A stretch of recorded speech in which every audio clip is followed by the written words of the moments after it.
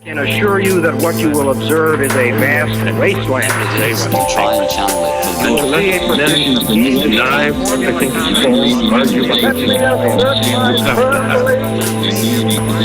free and uncorrupted communication.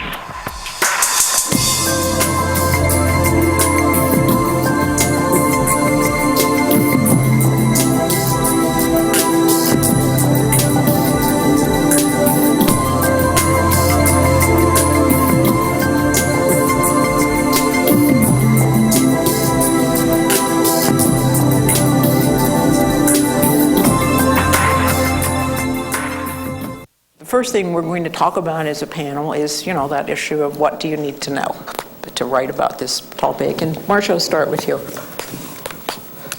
Well, a lot of people, when they find out I have this very unusual background, the bachelor's in communications, I had actually worked as a journalist and for 4 years, right out of my undergraduate days, and realized that I wanted to write on science.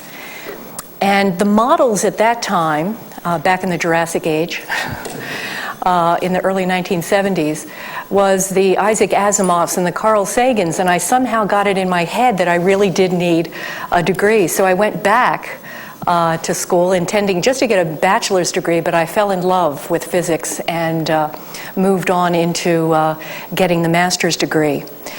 Has it helped or hurt? I like to say it's a double-edged sword. There are moments when I am out and about, going on my travels and interviewing, when I wish my sources did not know that I had a background in science, because often the scientists then will be in their teaching mode, dipping deep into their own analogies and metaphors, how they think and communicate their ideas to a wider audience. And as long as they don't know, as I'm sitting there busily taking my notes, that I did take differential calculus or tensors, they're going to try to communicate on that level to me. As soon as they find out that I have a physics background, they start talking up here. And then the onus is on me to suddenly try to do the translation. And it's hard to go back. You can't go home again. Once they know that, it's hard for them to speak simply and easily to me again. So I sort of play this game sometimes. I try to not let people know until absolutely necessary, because I do run into those situations where you walk into the office and you can see the nervousness and anxiety in the face of the astronomer or the physicist, worried that I'm going to completely misinterpret what they're saying. And I find in the course of the conversation that anxiety and nervousness is actually hurting the interview. Then I will sort of lay my cards out on the table. And you can visibly see they suddenly ease. Oh my gosh, she knows what a Fourier transform is. And then sometimes that can actually make for a better interview. So I sort of decide to use that background depending on the situation I'm in, and it can change from interview to interview or story to story. Dennis, you'll have to tell us whether MIT hurt you or helped you. All right, well, it is true that this is on, right? Yeah. I did major in physics at MIT. And I defy anybody to look at my transcript and conclude that this was an advantage. It is an advantage sort of in that I feel like I can go someplace like that and blend in, and I sort of have a feel for the sociology of science. I kind of really came into journalism as a failed novelist. And it's knowing a little bit about science is it is a disadvantage, because I always have to fight the temptation to try to show off when I'm talking to somebody. I'm smart. I know what you're talking about, right? And the conversation will quickly veer off into some level that's of no use to the reader. I'm there representing the readers of the New York Times who don't know anything about science, or my editors who are even more fearful that we're going to put something out that nobody will understand, and they will catch hell from their bosses. So I have to kind of rein myself back and try to remember to ask the obvious. Maybe I should stop there. Well, then I'll ask you to answer the question that novice book reviewer asked about Einstein in love. Can you appreciate the beauty of relativity without the mathematics? Or we could come back to that if you'd rather. All right, well, actually, I have another thought here. This is sort of related to the first question, which is how is it that you can do this? And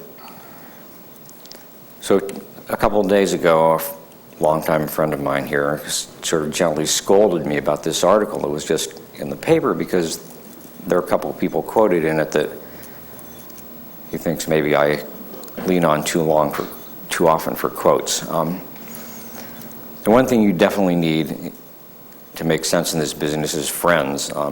You are always dependent on the kindness of strangers. And this is sort of how it works at the sausage-making end of this cultural machinery that we're engaged in here, because I'm sort of sitting at the point where science enters the culture. And at the Times, we have maybe a few hours to a few weeks to work on a story. And we pretty much do what we want. Except there's the proviso that you can't miss any big news in your field, which my beat is what I like to call cosmic affairs. So what's big news? Every day I'm flooded with emails and press releases from people who want to help me find out what the big news is, public relations people, information officers, NASA, the editors of the journals. And they make everything sound like it's the biggest or the brightest or the youngest or the oldest or the closest or the farthest away or the clue to quantum gravity or the key to, pocket holographic recorders or something. So, I mean, I have a network of people that I can forward these on and ask them, so what is this? Is this really new, or didn't somebody do this a few years ago, or what am I missing here? And only after I've gotten some sort of affirmation from somebody out there that I'm willing to commit myself to doing a story, I'll call up some poor assistant professor, or maybe at Harvard, who's never talked to the press before. But most of the scientists in the United States apparently have mothers living in Brooklyn or New Jersey who think that their kids will not be a success until their name is in the New York Times. And so now the New York Times is on the phone and they're like deer in the headlights. And you might talk to them and sort of get some understanding of sort of what happened, but you don't have that quote that's really going to bring it home to the reader that makes it friendly. And I know who to call to get those quotes, and I will call those people. And I'm always looking for more people who can do that job, but it's something, we need the kindness of strangers or friends in this case.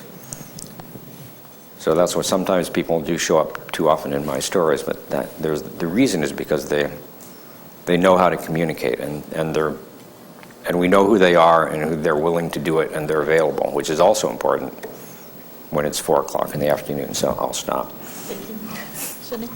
Well, you've heard that having a science background can maybe be a mixed bag, which is a bit of a surprise, and it surprised me too. It was a mixed bag for me.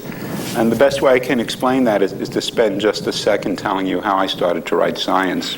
I had just published my 100th journal article, yay. And I had a very, very good friend, a writer, who said, Sidney, do you think when you die, they're going to say, he published 100 journal articles? Do you think the president of Emory, my university, will get suddenly significantly happier because you've now published your 101st journal article? So this was quite compelling stuff. It made me really rethink what I wanted to do. I'd always admired writers, actually more than scientists, because I think they have more fun. It was just that simple. When I was a kid, the writers were my heroes, not so much the scientists. So I started writing, and since I'm a physicist, of course, I brought that to what I write.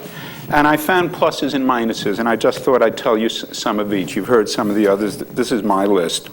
One plus is knowing science is a good thing. It gives you self-confidence to write about any kind of science. I've now written about everything from physics to biomedicine to robotics. I have the confidence that I can go in and learn what I need to. When I first started writing and no one knew who the hell I was, the fact that I had a physics PhD and could apparently string 4 words together impressed a lot of editors. So at least I had an entree. Didn't always guarantee that the piece would get published, but they would listen to me. And one issue I haven't heard yet, those 100 journal articles really paid off in one very important way. You learn a certain style in writing science. It's a rigid style, it's a limited style, but it's a concise style. Conciseness is, of course, not the only quality or necessarily the most important quality in writing, but it's an important quality to draw on when you need it. So my writing style developed in a certain way. A couple of minuses. Dennis mentioned issues about interviewing. I find the same. When I interview a scientist, it's hard for me to keep my mouth shut. I also want to show that I'm as smart as he or she is. And yet, very often, the most important moments in interviewing come when you're quiet, not when you ask the next question. So learning to keep my mouth shut and letting the person flow out has been a little bit of a struggle for me. And finally, I have to fight the physicist's desire to explain everything. I learned this especially from playwriting, and in fact, I just wrote an article about science plays in which I put in this line: too much explanation can be the death of drama. So I work very, very hard at trying to explain just enough, but not more than that. That's my list of the ups and the downs, but I do want to answer the question, do you need science to be a great science writer? Absolutely not. Some of the best people out there do not have all that much of a science background. They bring passion to their writing, and that's really the key thing. I think the biggest example, Richard Preston, who has a PhD in English literature, and yet wrote this beautiful book, First Light, which had both all of the literary quality of a good novel, yet got the science right. So, and beautifully done. And at a level that was very accessible to a wide audience. He had that ability to sit quietly and listen. And that's really a large part of any type of writing, but especially in nonfiction in an interview situation, allowing that person to fully have the chance to talk out their thoughts without the interference of trying to prove You're just as smart. I'm right. just as smart, which is really a temptation in this game. Especially if you cover a beat, you go to a lot of conferences, you hang out, you start wanting to be one of the guys or gals, and you have to understand that is not your role. As Dennis pointed out, his clients are the readers of the New York Times. For me, it's the readers of my books and magazine articles. That's why we're there at the conference, not to make friends and impress the people we're interviewing, but to get the best information that we can convey back to our audience. And we have to keep that always central in our mind. Well, I'll add what Casey, she would have said more than this, but with her bachelor's degree in political science from Barnard, she's often been asked by Nobel laureates in physics where she was trained in physics.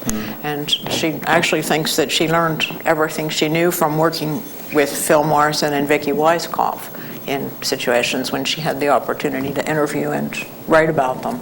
I'm going to throw out one more question that Marcia had proposed. I mean, considering the commercial success of physicists like Hawking and Green, does the public want science straight from the source? I think it was the Stephen Hawking Brief History of Time phenomenon that really started that. That was such a sensational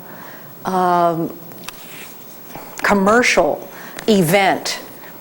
The fact that there was this theoretical physicist who wrote a book that sold millions around the world. And then it seemed from that moment on within the commercial publishing trade that all the publishers wanted those science books to come from the source, from the authority. And it was a little tougher for us. I don't know how Dennis or Sydney found this too, but I felt a real difference in the atmosphere in the New York publishing world, that suddenly the science writer who did not have that PhD and actually worked on all those great theories, I think we had a harder time of it to try to prove our case. I think it's come back from that a little bit. I think Davis Sobel with Longitude helped us a bit. These go through pendulum swings. But certainly Brian Greene's Elegant Universe, the Stephen Hawking phenomenon, does have an effect in the publishing world. And we have to sort of fight that and then try to build up what our strengths are. And our strengths are in the writing techniques that we are taking to the plate that a scientist may not necessarily. A scientist who is solely, doing that one book or two, but still working in the field. There's a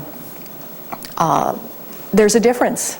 I mean, there's a reason that I'm in a science writing program, because we do want to teach the techniques that would make the science story most vivid and enlightening to the reader, that the scientists may not necessarily apply to their work. Though, there is this desire, I think. There's a certain segment of the reading audience, I think, who likes to feel like they're hooked into the source itself. Reading Hawking, they're going to be understanding what's in his mind. Reading Brian Greene, they're going to really find out what superstring theory is all about.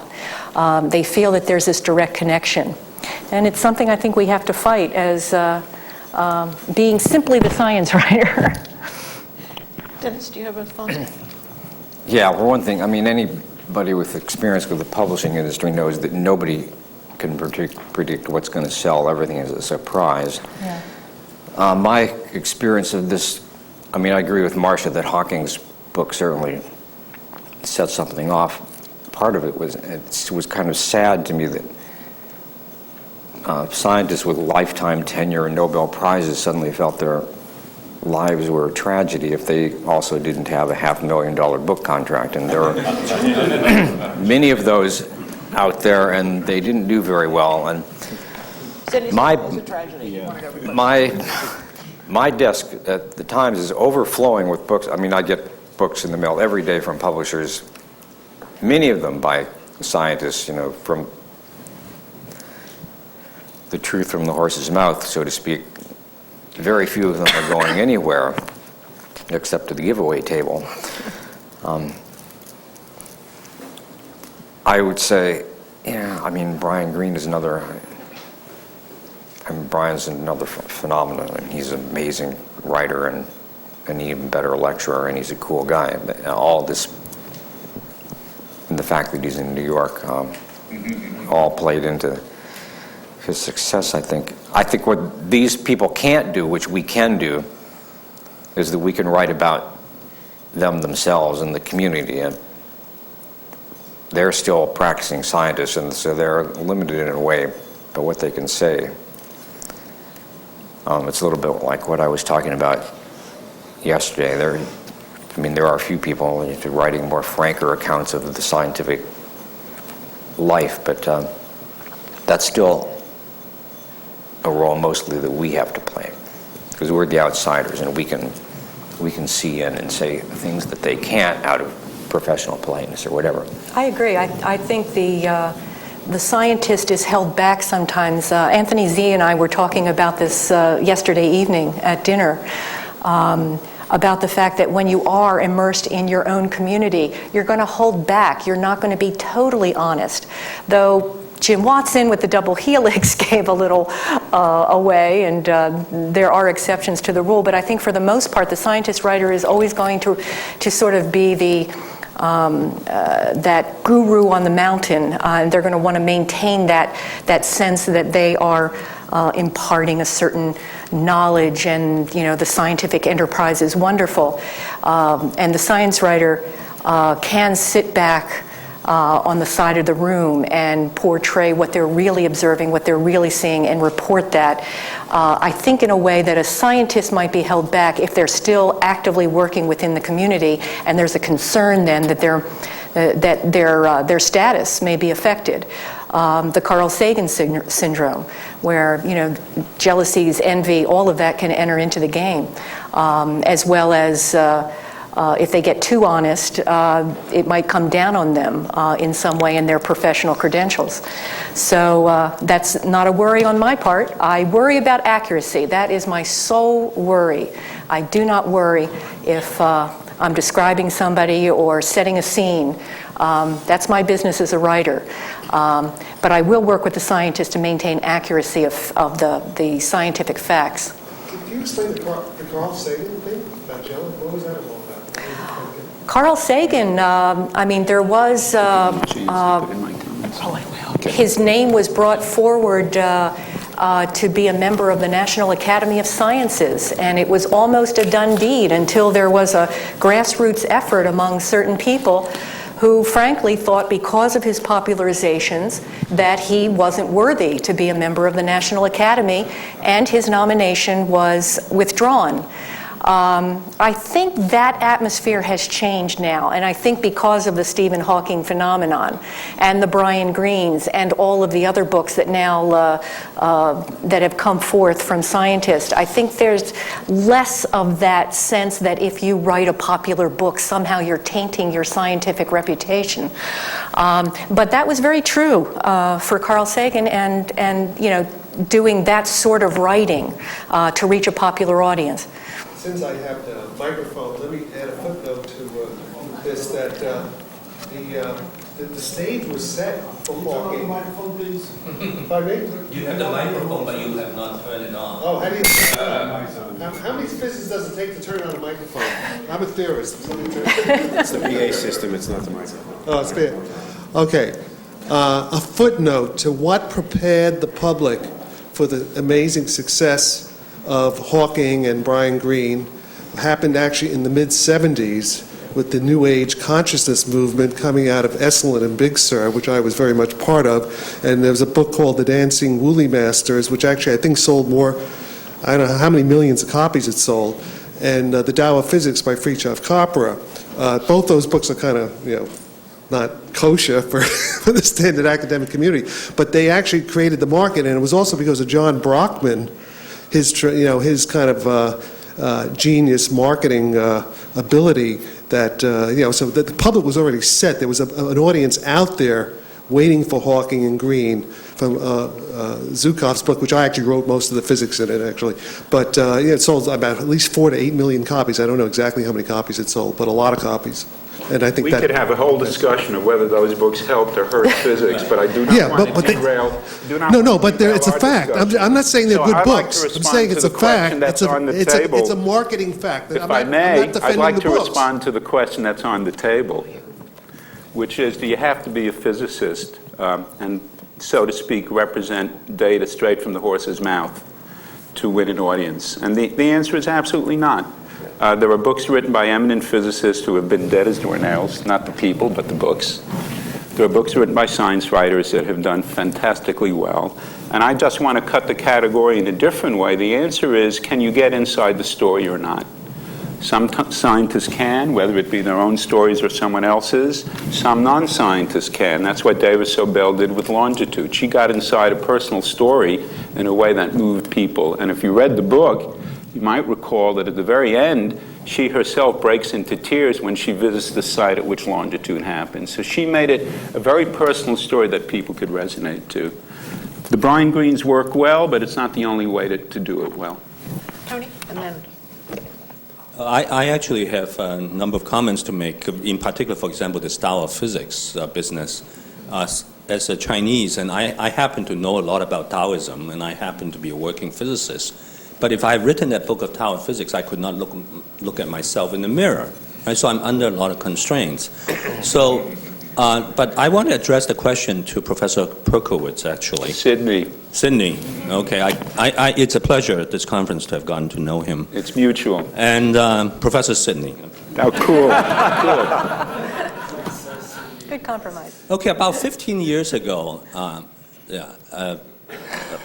Phil Anderson was at the ITP visiting, and for those of you in humanities who do not know who Phil Anderson is, let me just say a few words about him. He's a Nobel laureate in physics at Princeton University, and he's generally considered as one of the greatest physicists of the 20th century whose impact on theoretical physics has been absolutely major. And he came and lamented the fact that it's possible to write a book on condensed matter physics. And as we heard from Professor Gervin the other day, condensed matter physics is actually the largest subject in physics. But if you go to a cocktail party, 20 years ago, everybody wants to know about quarks and gluons, and nowadays, the only thing that people want to talk about is string theory. If I tell them I'm a theoretical physicist, they immediately ask me, are you a string theorist? So if you talk to them about high temperature conductivity, they say things like, would it lower my electric bill? So Phil Anderson was asking me this question, and in fact, most physicists who have written popular books have written about the universe and particles and gluons and so on, gravitational wave, and then, of course, Einstein, everything regarding Einstein. So I was pleasantly surprised when I discovered that Professor Sidney is an experimental condensed matter theorist. Not only experimental condensed matter physicist, not only usually it's also theorists who write these books. So I'm very interested in how you overcame this impossible barrier that Phil Anderson and I talked about. Well, you raised a point I wanted to talk about, so I'm quite glad you asked. It's a fascinating paradox to me that it seems to me there are two poles in writing about physics, if not in science in general. The one pole are the grandiose ideas, the string theory, how the universe began, is the universe infinite, the questions that we all love to ask and that are not easy to answer. The other pole, however, is everyday physics. There are quite a few books that have done beautifully on such topics as the physics of baseball. I think a physics prize just went to a book called How to Dunk a Donut, which explains to you how to overcome this terrible, fateful thing that whenever you dunk a donut, a piece breaks off into the coffee. You can actually explain this through physics. And I'll be glad to reveal the secret to those who will see me privately later. I charge a small sum. I think good writing can make it happen. Yeah, thank you. Actually, I'm sorry I missed the little bit of stage business. Your cup isn't big enough. You need a large cup. I'll just give you a hint. All right, I'll tell you all. Dunk it sideways, not vertically. That's the secret. It's as simple as that. So you need a big cup. Good writing can overcome all of that. I'd mentioned earlier, good writing can overcome any of that. I mentioned in another context my book called Universal Foam, which is really about everyday physics. It doesn't tell you how to dunk a donut, but it does tell you why champagne tastes the way it does and how to make nice foamy foods like soufflés. Good writing and an interest in doing it can make it happen. People should be aware that both poles can work. I mean, what we're really talking about is there's sort of two subject areas. I mean, writing about physics, we're really talking about the grand intellectual ideas, as Sydney pointed out. How did the universe begin?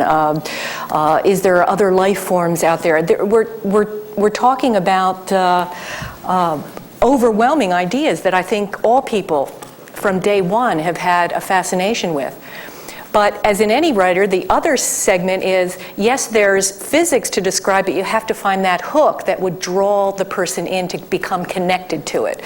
So you have this idea of the surface tension and the donut and material science. I mean, there's all kinds of concepts wrapped up, but you put it into the context of a donut and a cup of coffee, and then suddenly you have connected to someone's everyday world. I often envy the fact that health and medicine writers have that all the time. They always have that human connection. You read any medical story in the New York Times, and there'll be an opening about somebody getting cured, somebody facing a challenge, there's instantly the human connection.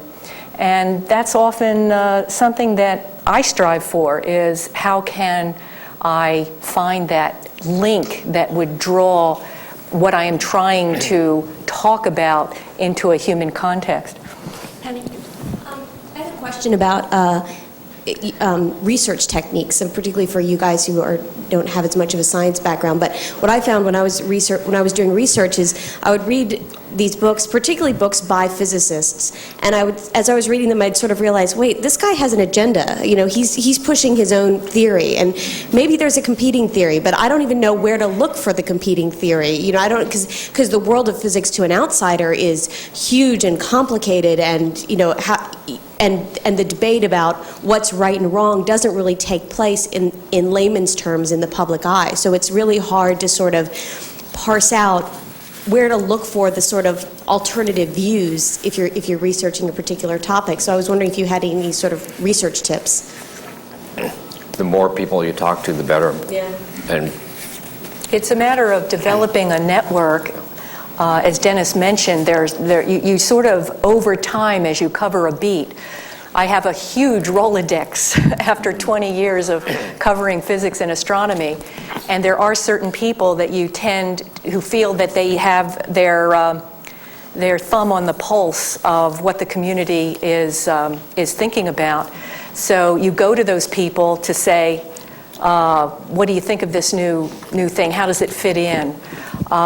You call an array of people who are working in that same arena and getting the sense of, no, this is an extreme, oddball theory and it's going to go nowhere, or this is really interesting and everyone's talking about it excitedly at that conference we had last week.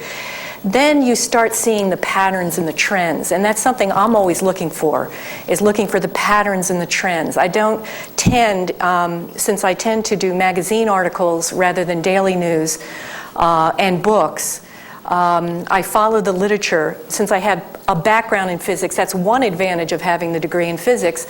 I can regularly skim the physical review letters or the Astrophysical Journal, and what I'm looking for is topics that are sort of popping up over and over, but have not yet emerged.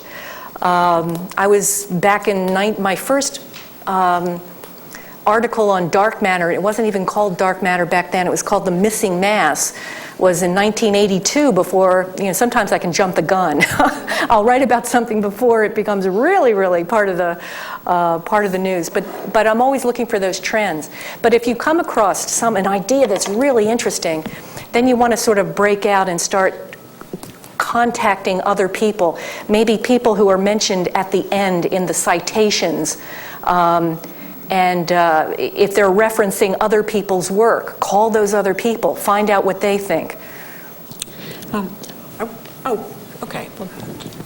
I was so pleased to hear the word accurate this morning, because I think the first thing that should be done is to get the science right, where there's a consensus among scientists. But to be, like someone said yesterday, have poetic license on the frontier of science, where imagination can play such a powerful role. But when I heard someone speak yesterday of poetic license, I became emotionally almost distraught, because I think that we misinform the public when we corrupt the science in order to attract attention or even for commercial gain. And that's the problem with these zingers that we have. We keep looking for zingers, quotable quotes, which can emphasize the wrong thing quite often in order to attract attention. And I see that, sorry, Mr. Overby, I even see that on Tuesdays occasionally. no. He's distraught now. It's this zinger complex that we have all gotten into, because we know that's what the people want to hear about. But is that really the right way to communicate science? Maybe you want to discuss this, maybe you don't. I'm a little emotional about it, which is very bad. I think it's a central. We all do. I think it's a central part is that we're fighting this constantly because each one of the scientists and writers in this room have a different level of what they're comfortable with in the way they handle certain metaphors and analogies. And what one scientist may be perfectly comfortable with a certain analogy, and I've had this happen where I'll go to another scientist and they'll pull their hair out and say, no, you can't say that. I've just fought this. I have a National Geographic article coming out in May, and it's on Einstein's legacy to astronomy. And it is for a lay audience, so I used some metaphors and analogies, and they had two different scientists check this story out. One was perfectly comfortable with certain phrases I used, and another was livid that, oh my gosh, this is wrong. And what it got down to, it's not that it was wrong, it was what is your comfort level for explaining something. I had this happen recently with a student. The assignment was to explain Heisenberg's uncertainty principle. And there was a woman in the class who did this beautiful job describing it. She had no background in science, in physics. Her background was in biology. But she did a beautiful job explaining it. And another student who did have an undergraduate degree in physics was livid because she was using the fact that you couldn't know at the very same time exactly velocity and position. The woman had said velocity, and the physics student said, no, you can't say that, it's momentum. And I said, calm down, velocity is fine for a general audience. No, that's wrong, and I think that should be downgraded. So we have this, even within the class, in my science writing class, you're finding people have this different level. And so sometimes it can be a relative situation, depending on who you're talking to, as to how you're going to deal. Another piece to the answer, and I'd like to hear both of my colleagues comment on it. Many science writers and journalists will say the scientists themselves have gotten so good at knowing how to manipulate the media, and this is perhaps truer in the biomedical end than the physics end, that the zingers come from the scientists. The scientists know what it means to appear in the New York Times even before a journal article appears. So this is a complicated question, and if you think the issue of accuracy lies just with these guys, that's incomplete. It lies with the scientists too. We have a question here and here. It's not restricted to the medical and not people. It's sort of a comment that I think you can use the uncertainty principle a little bit in science writing. In other words, you're playing clarity versus accuracy. And in some sense, the more accurate you are, the less clear it is to most of the audience, and the more clear you are, the less accurate. And I think a lot of scientists feel that pressure because if they're very accurate, no one knows what they're talking about. If they're very clear, their colleagues give it to them. So that's a certainty principle working very well in writing. That's great. To just make, the American Physical Society tried for its centennial a year beforehand to reach the press. And so they decided to try an experiment with a very expensive public relations company to pick 3 stories and to see whether the press would buy any of them, and I mean the press by that radio, TV, the whole press. And the 3 stories they chose were something on lasers, another thing on molecular like slicing, and the third was the physics of traffic. Okay? 99% of the audience wanted the physics of traffic. I mean, there was not even close. I mean, just and since I was doing the physics of traffic, I had many interviews. Every city was interested in it, but you had to sell it in a very special way. You had to say, like, how come when you build a 4th lane to a highway, within 2 weeks that highway is jammed? And then we invented the traffic sort of periscope. What happens was, and it had to be very sexy, what happens is whenever you listen to the radio, they're telling you about traffic not where you are, they're telling you someplace else. And what you want to hear is the traffic where you are. And so the idea of a periscope was that you can see ahead 5 miles from where you are. And there were just a lot of ideas. In New York, we have always the Holland Tunnel, the Lincoln Tunnel, and the George Washington Bridge. Well, if somebody says the Holland Tunnel is crowded and the Lincoln Tunnel is crowded, try the George Washington Bridge. Within 10 minutes, you can't get over the George Washington Bridge. So, the idea behind that is with satellites and others, you give everybody different information depending upon the patterns and other things that go. So there are ways of dealing with it, but there is a lot of physics there. So I think there are topics, and I'm wondering... You're showing the power of everyday physics again. But it still doesn't answer the question I think that Tony said, which is, when you ask what's inside, what's inside, what's inside, which is the edge of the universe, or what's on beyond, beyond, beyond, everyone loves that. Right. But we have to do, as you did, physics of foam, you're doing beer. Everybody loves beer. Everyone loves beer. The physics of things moving, everyone loves baseball. I'm saying, but we can't say, I'm going to talk to you about the miracle of the transistor. The closest we came in some ways is Glick's book on chaos. Fractals seems to sell. Some complexity seems to sell. And now they're trying, I said before, the word emergence. They're trying to sell that as something. So it needs a sexy angle, whereas cosmology doesn't. Particle physics at the very inside doesn't need it. So we still have a problem. It's a mystery, yes. I think condensed matter physics needs a new name. Well, let's call it string theory. String theory. There you go. We have a question here, and then I'm going to ask the final question to the committee.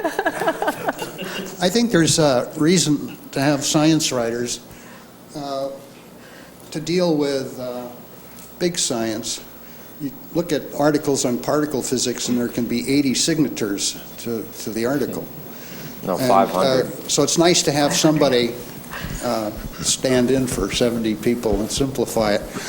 But another angle, too, on big science, I don't think Carlo Rubbia would have ever written Nobel Dreams, if you're familiar with that book.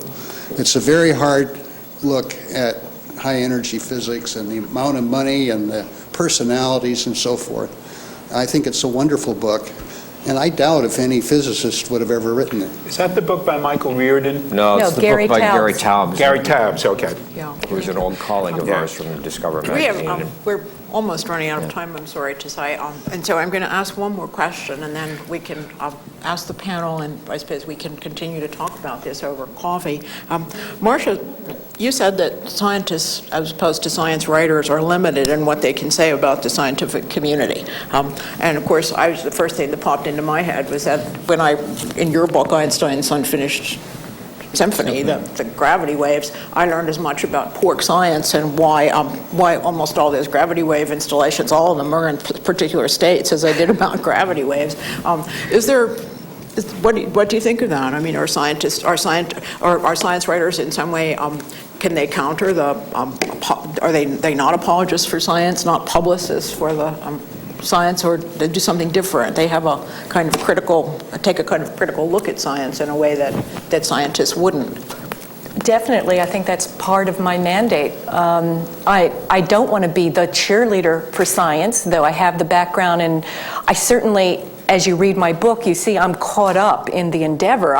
One of the things that drew me to this topic, this book involves the trying to detect the last prediction from Einstein's theory of general relativity, which has to do with vibrations, actual vibrations in space-time, called gravity waves. You can think of them as cosmic quakes. And I was very caught up in the fact that I had thought over the years that I had missed all the great moments of the founding of various fields, radio astronomy, X-ray astronomy, gamma ray. I was, just coming into to astronomy writing to clean up the details. I missed those great moments that I always admired Walter Sullivan, the old New York Times reporter who reported on when all of these new fields of astronomy and physics were opening up. And when I found out about this endeavor, that they were going to try to build these observatories, I said, great, I can get in on the ground floor. That was one of my interests in doing this book, to be there as they were trying to get this up. It was a highly controversial endeavor.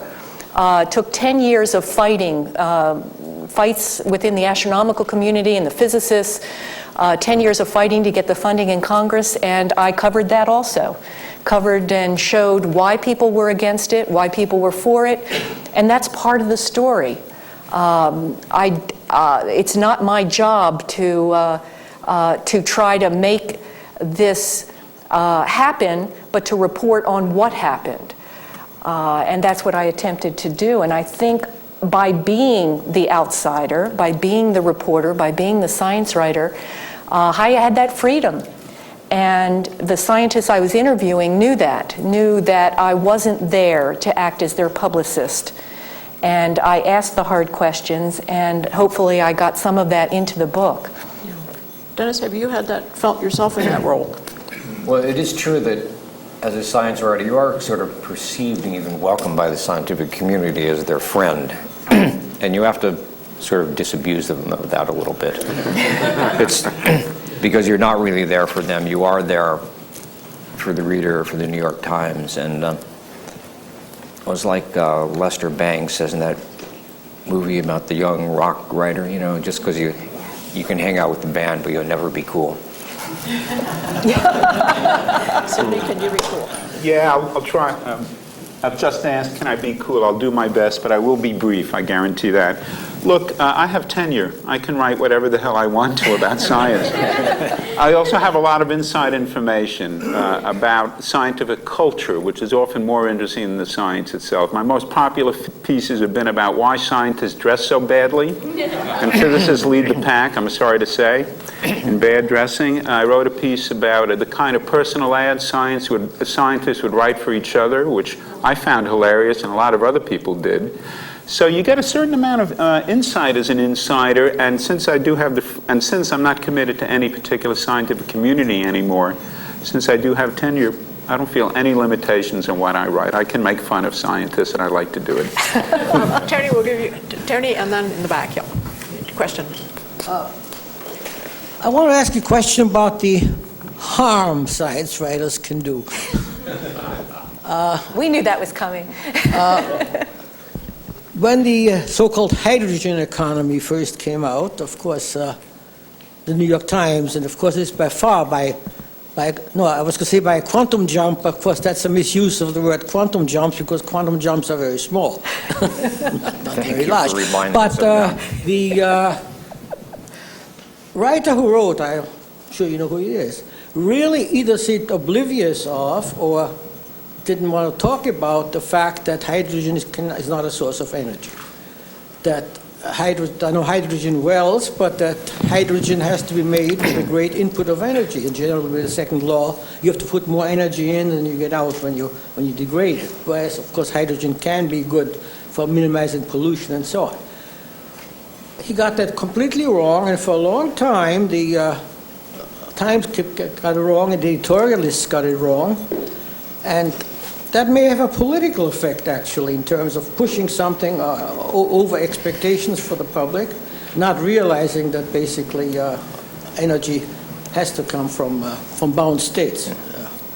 So how does one deal with that? I'm sure you knew that was wrong. Did you go to the writer and say you didn't? No, I don't remember who wrote about that. Probably Matthew Wald, who covers the Department of Energy. Did you ever talk to the Times about this? I wrote a long letter, but it got so intemperate that I never sent it. That's a whole other. Yeah, we could have a whole panel there. We have Tony. I wanted to go back to something that the panelists said earlier, which is this issue of being inside a community and outside a community. And I have experience with both, actually. Since I'm a physicist, when I write my physics books, actually I take the opposite extreme, which is that I actually refrain from interviewing anyone, any of the physicists involved, and talking to any of them, and just put in my take of what happened, because I don't want to be influenced by their ego and so on and so forth, by their hubris about what they discovered and how they discovered and how brilliant they are and so on. But on the other hand, as some of you know, after writing 2 popular books on physics, I got so sick of writing about physics that I went out and wrote a book about the food, culture, and language of China called Swallowing Clouds, which was a great success, and it was really great because that took me outside the physics community completely. And, but there, obviously, I was an outsider. And then I have to interview or communicate with some of the great scholars in this field, like K.C. Chan at Harvard and Ian Anderson at the University of California. These people are academics who, made their lifetime scholarly study of Chinese food. But then this question of credentials come up. Because after that, I had a sabbatical in France, and while I was doing my physics research, I took a lot of notes on the food I was eating, and I wanted to write a book on the food culture and language of France to follow my book about Chinese food. And it was amazing. The publishers all said, what are your credentials, So apparently the fact that I'm Chinese is enough for my first book. But the fact It's enough. And they even said, we'll publish the book if you're willing to change your name to some French name. Why didn't you? I didn't. See, It with sounds an like accent you've lived it sounds like you've lived a tragic life. I wanted to talk to the panelists about this inside-outside. Yeah. Well, thank you for the panel, and thanks very much for participating and asking good questions.